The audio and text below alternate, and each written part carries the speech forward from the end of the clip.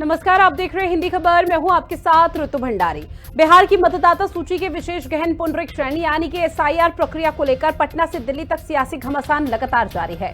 कांग्रेस सहित पूरा विपक्ष एकजुट होकर एसआईआर का विरोध कर रहा है और इसे वापस लेने की मांग पर अड़ा हुआ है। वहीं कांग्रेस पार्टी का आरोप है कि एनडीए सरकार जानबूझकर लोगों के नाम काट रही है, बीजेपी लोगों के वोट देने का अधिकार छीन रही है। कांग्रेस पार्टी ने बिहार के गांव गांव तक इस संदेश को पहुंचाने का प्लान तैयार किया। अब इसी मुद्दे को लेकर राहुल गांधी ने आगामी 17 अगस्त से वोट अधिकार यात्रा निकालने की आह्वान कर दिया है। वहीं सुबह सुबह प्रेस कॉन्फ्रेंस कर तेजस्वी यादव ने बीजेपी पर करारा प्रहार किया। कहा कि चुनाव आयोग भारतीय जनता पार्टी के साथ मिलकर एक बड़ी साजिश रच रहा है। आरजेडी के नेता ने दावा किया है कि ओरिजिनल मतदाताओं के नाम मतदाता सूची से हटा दिए जा रहे हैं, जबकि बीजेपी के नेताओं के कई मतदाता पहचान पत्र एपिक नंबर बन रहे हैं। और आपको बता दें कि एसआईआर मुद्दे को लेकर लगातार सियासी घमासान मचा हुआ है और तमाम तरह के रिएक्शन सामने आ रहे हैं। एक तरफ बीजेपी है तो दूसरी तरफ आरजेडी है और इसमें कांग्रेस और जेडीयू पर भी लगातार हमलावर है। जहां कांग्रेस पार्टी की तरफ से कहा जा रहा है प्रेस कॉन्फ्रेंस के माध्यम से कि एसआईआर को लेकर बीजेपी तानाशाही कर रही है और ऐसे में एसआईआर का जो मुद्दा है इसको लेकर यहां पर अभी से रोक देना चाहिए। हालांकि इस पूरे मामले को लेकर आपको बता दें कि सुप्रीम कोर्ट में भी सुनवाई लगातार हो रही है। कल भी सुनवाई हुई थी और सुप्रीम कोर्ट की तरफ से जो कल तक यहाँ पर सार निकाला गया था, दलीलें जो यहाँ पर तमाम दी गई थी, उसके बाद यह था कि सुप्रीम कोर्ट की तरफ से चुनाव आयोग के जजमेंट को चुनाव आयोग के पक्ष का यहां पर चुनाव आयोग का पक्ष लिया गया था, जिसके बाद से अब लगातार जो सियासी घमासान है वो और ज्यादा बढ़ चुका है। आरजेडी का यह कहना है कि विपक्ष के वोटों को कम किया जा रहा है, विपक्ष के जो वोट हैं उन्हें उनका नाम काटा जा रहा है। हम बेईमानी नहीं होने देंगे, लड़ाई को इस तरह से जारी रखेंगे। अब गुजरात के लोग बिहार के वोस्टर बन रहे हैं, इसका जिक्र भी तेजस्वी यादव की तरफ से किया गया है। तो वहीं चुनाव आयोग वोट चोरी कर रहा है, तेजस्वी यादव का ये बड़ा आरोप है। और हमारे साथ हिमराज राम प्रवक्ता जेडीयू से जुड़ चुके हैं, प्रोफेसर बादशाह आलम जी हमारे साथ जुड़े हुए हैं जो कि आरजेडी के प्रवक्ता हैं। आप दोनों का बहुत स्वागत करती हूं। शुरुआत प्रोफेसर बादशाह आलम जी आप ही के साथ करूंगी। एसआईआर का मुद्दा, इस पर सियासी घमासान है कि नाम नहीं ले रहा थमने का। सुप्रीम कोर्ट में जब सुनवाई हुई तो उन्होंने चुनाव आयोग का भी पक्ष यहां पर सुना और समझा और ये भी कहा कि चुनाव आयोग जो कर रहा है वो सही है। अब आरजेडी क्या करेगी, विपक्ष क्या करेगा, किस तरह से इस पूरे मुद्दे को और भुनाया जाएगा? एसआईआर का मुद्दा सिर्फ बिहार का मुद्दा नहीं है। ये वोटर में नाम जोड़ने या घटाने के नहीं है। इस वक्त ये लोकतंत्र ही पूरा दाव पे लगा हुआ है। जिस तरह से चुनाव आयोग बिहार में बिहेव कर रहा है एसआईआर को लेके, सारी त्रुटियां इनके सामने ला दी गई। किस तरह से वो डिजिटल वोटर से अपना वोटर लिस्ट को हटा रहे हैं, कब डाल रहे हैं, मनमाने तरीके से। जब जो भी इनको मौका मिल रहा है वो विपक्ष के सवालों का जवाब तो नहीं दे रहे, लेकिन अपना जो है बनाया हुआ खुद ही रूल को चेंज किए चले जा रहे हैं। तो ये एसआईआर जो होता है ये चुनाव वोटर्स का नाम ऐड करने के लिए होता है कि न कि वोटर का नाम हटाने के लिए होता है। लेकिन ये चुनाव आयोग बिल्कुल अपने मर्जी से बिना किसी के कोई केयर किए हुए और बीजेपी इसकी साथ दे रही है इनके अंदर। तो ये मामला आप देखिए, आज का मामला, आज का दिन जो है 13 अगस्त का बहुत ही इंपॉर्टेंट है। मामला सुप्रीम कोर्ट के अंदर है। अब देखिए माननीय सुप्रीम कोर्ट क्या इस पर डिसीजन लेता है। कल तमाम विपक्ष की पार्टियों ने जो वहां अपना याचिका दायर की हुई है, योगेंद्र यादव जी ने जो कुछ सबूत थे, जो भी फैक्ट्स एंड फाइंडिंग था, बिल्कुल दूध के दूध पानी के पानी की तरह से चुनाव आयोग के मनमाना रवैये को सामने रख दिया सुप्रीम कोर्ट के आगे। अब सुप्रीम कोर्ट जो है देखिए इसके ऊपर क्या फैसला लेता है। और ये आज का 13 अगस्त का दिन जो है ना, अभी 2 दिन बाद आपका 15 अगस्त आने वाला है। तो ये 13 अगस्त का दिन बहुत ही इंपॉर्टेंट होने वाला है। ये 15 अगस्त और 26 जनवरी 1947 के तरह से ये 13 अगस्त 2025 को भी लोग याद रखेंगे। तो ये आज का बहुत इंपॉर्टेंट दिन है। देखिए सुप्रीम कोर्ट क्या फैसला लेता है। और हमारी पार्टी और विपक्ष की पार्टियां भाई 300 जो है मेंबर ऑफ पार्लियामेंट चुनाव आयोग को घेराव करते हैं, उनसे मिलना चाहते हैं। चुनाव आयोग के पास टाइम नहीं है, वो समय नहीं देता है। लेकिन सर चुनाव आयोग ने तो बुलाया था विपक्षी पार्टियों को, इंडिया ब्लॉक के 30 मेंबर को। सर आवाज पहुंच रही है? इस वक्त लोग इंडिया अलायंस के 30 मेंबर्स को बुलाया था। क्या 30 मेंबर्स अगर बात करेंगे तो बातचीत नहीं हो पाएगी चुनाव आयोग से? नहीं, ये तो वो तो शर्तें रखेगा ना। जब वो 30 जाते तो कहते थे 30 कौन कौन है इनका आप जो है सर्टिफिकेट लाओ। ये पार्टी किस तो पार्टी ये तो के आप एमपी लोगों हैं। की तरफ से तो सोचा ये समझा तो जा न रहा है। ये मिलने का चुनाव आयोग ने बहाना है। थोड़ी आप नहीं कहा 30 आपसे कर दो, कि अगर आप 30 वो लोग आएंगे मेंबर तो ऑफ 30 पार्लियामेंट लोग थे, ये सर्टिफिकेट वो लाएं कोई या आम आदमी दूसरा नहीं यहाँ थे। पर दस्तावेज वो लेकर आए। मेंबर ऑफ ये तो आप पार्लियामेंट लोगों है। की क्या तरफ से यहाँ अपनी चुनाव आयोग के मन पास मर्जी की इतनी बात जगह बताई नहीं जा थी रही कि है। वहां बैठ के बात कर सकते थे वो। नहीं सर, मेरा सवाल तो ये है चुनाव कि आयोग सर चुनाव आयोग सुनिए प्रोफेसर बादशाह आलम जी, सुनिए सर। सवालों का जवाब आपने कहा कि अगर चुनाव आयोग के पास जाएंगे तो उसमें भी वो गाइडलाइन जारी कर देगा, उसमें भी वो स्ट्रिक्टनेस यहाँ पर लगाएगा। ये तो आप लोग सोच रहे हैं कि अगर ऐसा होगा तो फिर ऐसा हो जाएगा, लेकिन 30 लोग जिनको बुलाया गया था, कम से कम 30 मेंबर तो जा सकते थे ना, शायद अब तक मामला सुलझ जाता। लेकिन इंडिया अलायंस के जो दिग्गज है उनको सड़कों पर उतरना ज्यादा अच्छा लगा। चुनाव आयोग के रवैया, चुनाव आयोग का जो अपॉइंटमेंट हुआ, हमारे ज्ञानाज जी आए, चीफ जस्टिस को हटा के 2 कैबिनेट मंत्री आ गए। इनके अपॉइंटमेंट के दिन से ही शक है विपक्ष के पार्टियों को। भाई जो लोग इनको लाए हैं उनके लिए ये काम कर रहे हैं। भाई पीछे इनसे जो है सूची मांगी गई कि आप सीसीटीवी फुटेज दे दो, वोटर लिस्ट के नाम दे दो, जो पिछले राज्यों में जो चुनाव हुए हैं वो सब देने से इनकार कर रहे हैं। वो पोर्टल से कह रहे हैं कि ठीक हम है सर, ऐसे 45 तो दिन राहुल के गांधी अंदर से हटा भी देंगे। एफिडेविट भाई मांगा जब गया इस था, तरह लेकिन की राहुल कोई गांधी ने आप वो एफिडेविट बिल्कुल नहीं दिया निष्पक्ष है। चुनाव आपके पास आप आऊंगे हिमराज राम जी। अब जेडीयू क्या करेगी, क्योंकि जेडीयू को लेकर लगातार ये कहा जा रहा है कि बीजेपी तो यहाँ पर घपला कर ही रही थी, लेकिन जेडीयू भी इस पूरे मामले को लेकर संलिप्तता है। लौटूंगे आपके पास। भूपेंद्र यादव जी भी हमारे साथ जुड़ चुके हैं, जो कि बीजेपी के प्रवक्ता है। सर, आपका भी बहुत स्वागत करती हूँ हिंदी खबर में, लेकिन हिमराज जी सवाल का जवाब दीजिए पहले आप। देखिए, ये वही लोग हैं जो हाथ में संविधान लेकर घूमते हैं, संविधान बचाने की बात करते हैं, लेकिन सबसे ज्यादा संविधान के नियमों की उल्लंघन करते हैं। संविधान को नहीं मानने वाले यही लोग हैं। ये संविधान को नहीं मानेंगे। बाबा साहब डॉक्टर भीमराव अम्बेडकर का अपमान करने वाले लोग हैं, और आज भी बाबा साहब द्वारा रचित संविधान की ये लोग अवहेलना करेंगे।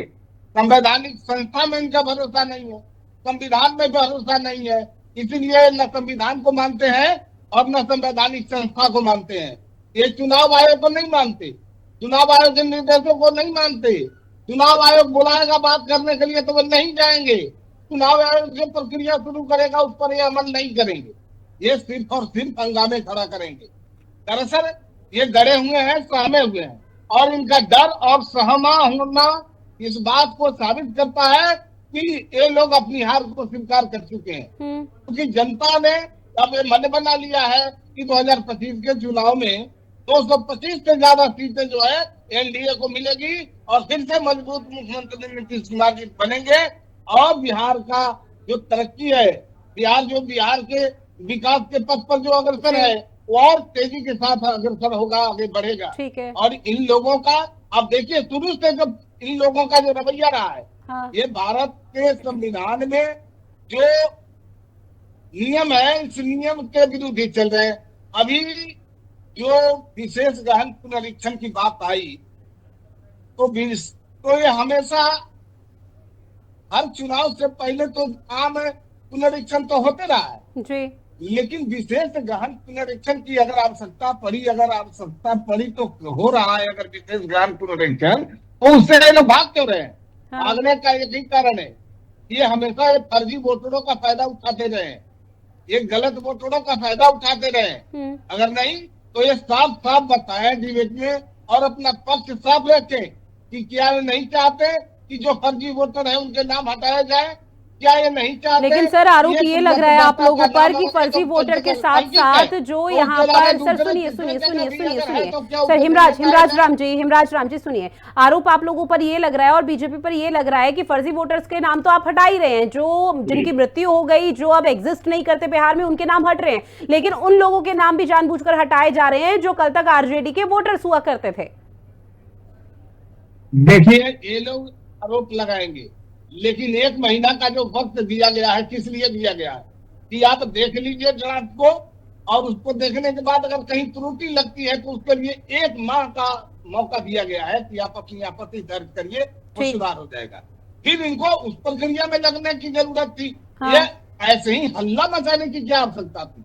ये ऐसे ही सरकार को ठीक है, ये सरकार में नहीं है, विपक्ष में है, ये पीड़ा हम जानते हैं, ये पीड़ा इनको है, लेकिन जनता का काम करे, जनता का विश्वास जीते, जनता का भरोसा जीते, तब न फिर सत्ता में आने की गुंजाइश बनेगी। ठीक और है, ये जनता के विश्वास और भरोसा पर खड़ा नहीं मतलब उतरने विपक्ष वाले लोग डर हैं। चुका है कि संविधान बिहार के में इस बार जो सत्ता में वो किसी भी हाल में नहीं बैठ पाएगी, इसलिए एसआईआर को लेकर मुद्दा बना रही है। हमारे साथ डॉक्टर राहुल राजभर भी जुड़ गए हैं, जो कि कांग्रेस के प्रवक्ता है। सर, आपका भी बहुत स्वागत करती हूँ हिंदी खबर में, लेकिन उससे पहले आरजेडी के प्रवक्ता यहाँ पर जो माफ कीजिएगा, आरजेडी के जो अध्यक्ष हैं, प्रमुख हैं यहाँ पर तेजस्वी यादव, उन्होंने क्या कुछ कहा है पूरे मामले को लेकर, क्योंकि आज प्रेस कॉन्फ्रेंस के माध्यम से एक बहुत बड़ा निशाना बीजेपी पर साधा है वोट चोरी को लेकर। सुनिए आप भी।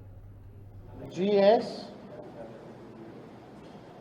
B1835164। तो आप देख सकते हैं इन लोगों का दो एपिक आईडी है, और ये लोग अभी भी पता नहीं कंप्लेंट किए नहीं किए। अब पता चलेगा, जैसे विजय सिन्हा जी अपना बचाव किए हैं वही तरीका ये लोग भी लेकर के आ जाएगा आनंद फानन में। खैर, अब किसी पे इल्जाम नहीं लगा रहे, जो सच है वो दिखा रहे हैं। मेरा यही सवाल है कि अलग अलग उम्र है, अलग अलग एक ही विधानसभा में 2 EPIC नंबर है, खुद का ही नहीं बल्कि उनके देवरों का भी है, तो ये SIR क्या है? ये कैसा जो है इन लोगों ने पुनरीक्षण जो है किया है? भूपेंद्र यादव जी, जवाब दीजिए इस बात का, क्योंकि आज जब यहाँ पर प्रेस कॉन्फ्रेंस की गई तेजस्वी यादव की तरफ से, तो उन्होंने ये भी कहा कि विजय सिन्हा ही नहीं, यहाँ तो कई ऐसे नाम सामने आ रहे हैं जिनके 2 एपिक नंबर है। अब सर, अगर बिहार में इस तरह से लगातार हर किसी के एपिक नंबर 2 सामने आएंगे तो निश्चित तौर पर घोटाला तो हुआ है, फिर चाहे चुनाव आयोग की तरफ से हुआ हो या जो विपक्ष यहाँ पर तमाम आरोप रख रहा है, या फिर वैसे ही देख लो। ऐसा है बहन, मैं बता दूं, इसको घोटाला नहीं कहा जा सकता। ये आप लोग भी समझदार होकर, पढ़े लिखे होकर के घोटाला शब्द का जो है उपयोग करते हैं। अरे लालू जी ने चारा घोटाला किया है, उसको घोटाला कहा जा सकता है। अच्छा, तेजस्वी जी घोटाला जब फरलैंड किया, उसको घोटाला कहा जा सकता है। ये घोटाला नहीं है, ये पेन स्लिप का मामला है। हाँ। ये माननीय चुनाव आयोग इस पर गहन पुनरीक्षण कर रहे हैं। हाँ। जिनका ऐसा है उनको नोटिस दी जाएगा, और नोटिस देकर के उनको एक जगह स्वीकार करना होगा, चाहे तो वो विजय बाबू हो, चाहे तो तेजस्वी यादव हो।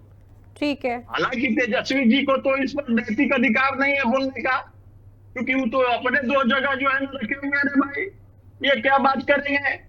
आपको मैं बहन बता दूं, ये लोग बिहार की आम आवाम, पिछड़ा अति पिछड़ा दलित मुसलमान भाइयों को ये जो है ना इस तरह से बरगलाने का काम कर रहा है कि इनके पास तो मुद्दा कुछ है नहीं। लेकिन सर, वो लोग तो साक्ष्य रख रहे हैं ना, बिहार की आबादी करोड़ों की है, और उस बिहार की आबादी में जो करोड़ों की है उससे ज्यादा तो यहाँ पर वोटर आईडी कार्ड निकल रहे हैं। फिर आप मुझे कह रहे हैं कि भाई इसे घपला या घोटाला मत कहिए, गड़बड़ी तो कहीं ना कहीं हुई है, भले ही आप लोग माने ना माने।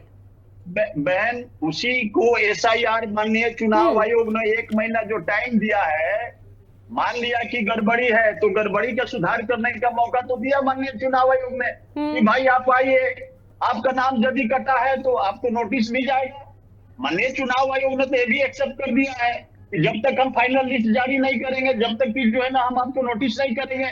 तो ये सारी चीजें जब फेयर हो रहा है तो आप देख लीजिए, इस देश के जो है ना 2 LOP मिला है, एक बिहार के आदरणीय तेजस्वी के रूप में और देश के आदरणीय राहुल गांधी जी के रूप में। दोनों बोल रहा है, अरे भाई ये लोग बात को, आसमान को सिर पर उठा के घूम रहा है कि हम अब जनता के बीच जाएंगे।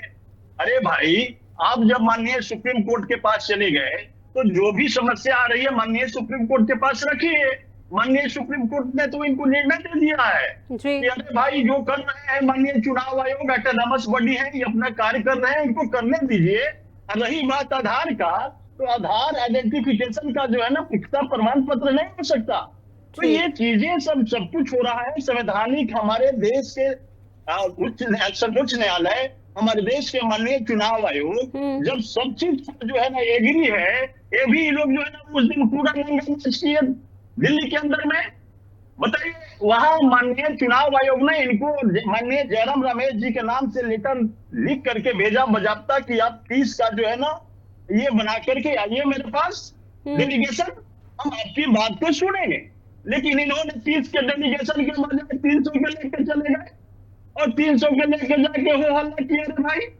पूरे देश की जनता को क्या तो कर रहे हैं? करीब करीब हजारों करोड़ इस देश की जनता का टैक्स का पैसा संसद चलने में लगता है बहन। ये लोग देश की लोगों की समस्या के ऊपर इन लोगों को कतई ध्यान नहीं है। ये लोग सिर्फ देश के लोगों के बीच जो है ना अपनी विफलता को कामयाबी के रूप में शो करने का प्रयास कर रहे हैं। वहां माननीय चुनाव आयोग जब उन लोग जा रहे थे हो हल्ला करके, तो वहां का प्रशासनिक अधिकारियों ने ये भी रिक्वेस्ट किया कि आपका 30 का डेलीगेशन है भाई साहब, आप लोग जा सकते हो, 30 आदमी आप माननीय लोग जाइए। लेकिन ये लोग नहीं गया। अब देख लीजिए लोग वहां से नाटक करके चला। तो अब राहुल गांधी जी कहते हैं प्रवासी पक्षी की तरह कि अब हम बिहार से पैदल यात्रा करेंगे। ये लोग को ना तो माननीय चुनाव आयोग पर भरोसा, ना तो माननीय सुप्रीम कोर्ट पर भरोसा है। क्योंकि ये लोग, मैं बता दूं बहन, ये लोग देश को साड़िया से चलाने का जो है ना काम किया है पूरे 65 साल इस देश पर कांग्रेस ने। और अब जो है ना साड़िया से कानून नहीं चल रहा है, अब संविधान से देश चल रहा है। इसीलिए लोग को छटपटाहट बढ़ गया है। और बिहार के अंदर में इनका जो है जंगल रूपी जो फर्जी वोटर था वो कट गया। अब इनके पास जमीन भी नहीं बचा।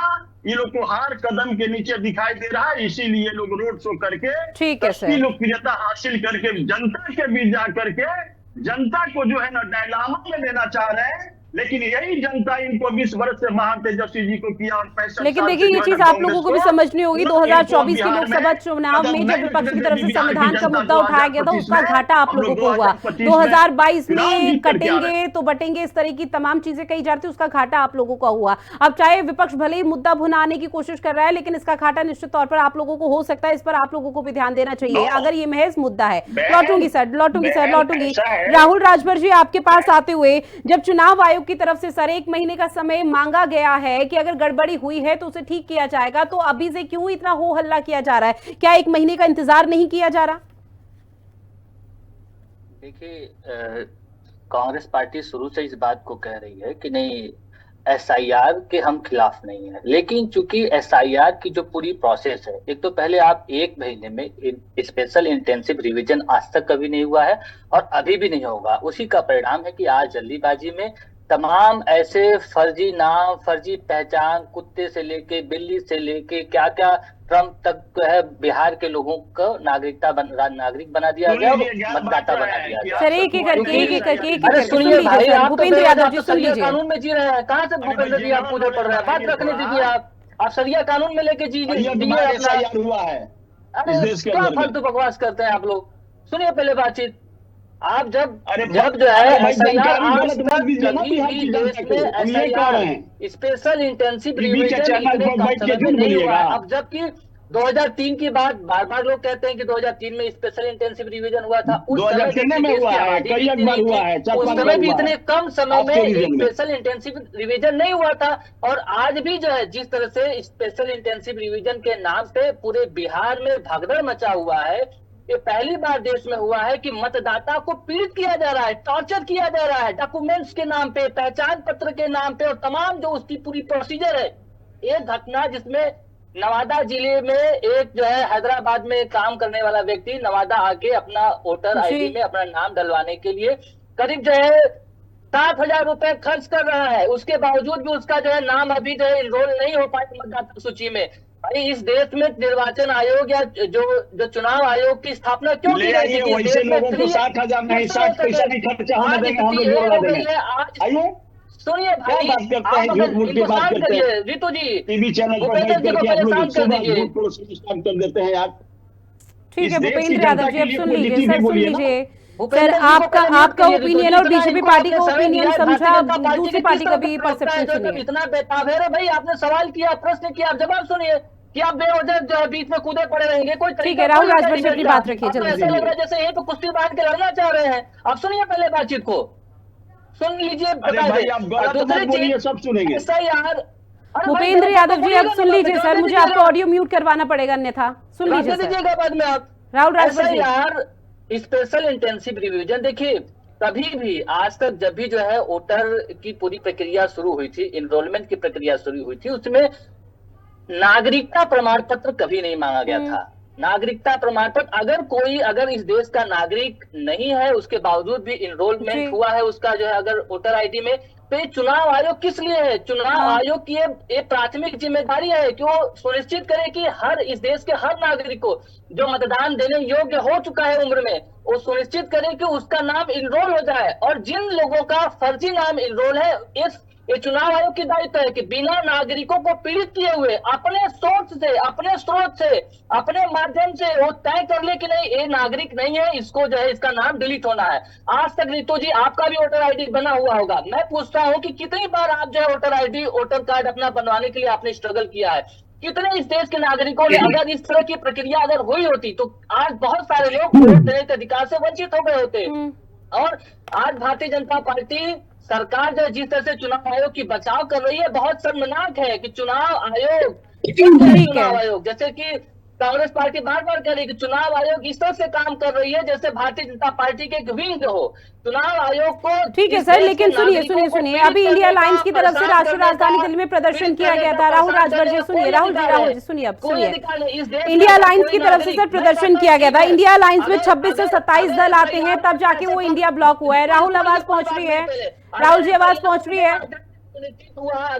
राहुल राजभर जी आवाज पहुंच रही है, वरना मैं दूसरे गेस्ट के पास जाऊं। 65 लाख लोगों को ठीक है, राहुल राजभर तक आवाज नहीं पहुंच पा रही है। ऐसे में एक बार फिर से आरजेडी के प्रवक्ता का रुख करते हुए प्रोफेसर बादशाह आलम जी, सर चूंकि देखिए इंडिया अलायंस के 27 से 28 यहाँ पर राष्ट्रीय जो राजनीतिक पार्टी है वो इसमें है, तब जाके इंडिया अलायंस का एक समूह बना है, गठबंधन बना है। ऐसे में 30 मेंबर्स को अगर बुलाया भी गया था तो क्या ये 27 से 28 दल के एक एक दिग्गज नहीं जा सकता था बातचीत के लिए? देखिए, ये विपक्ष की जितनी पार्टियां हैं बिल्कुल एकजुट हैं, उसके अंदर ये डिफरेंस क्रिएट करना चाहती है चुनाव आयोग। एक जो है लिमिट इन्होंने 30 की रख दी।